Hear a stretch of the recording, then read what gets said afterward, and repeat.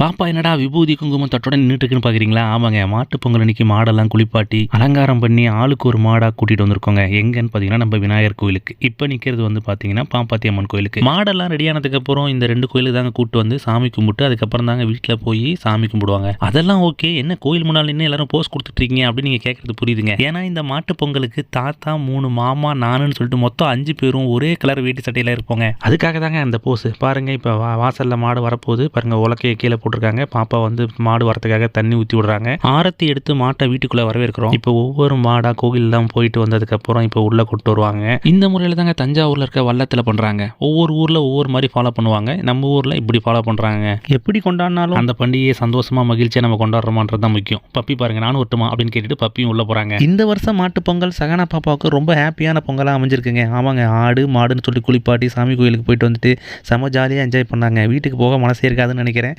எல்லாருக்கும் மாட்டு பொங்கல் நல்வாழ்த்துக்கள் ஃப்ரெண்ட்ஸ்.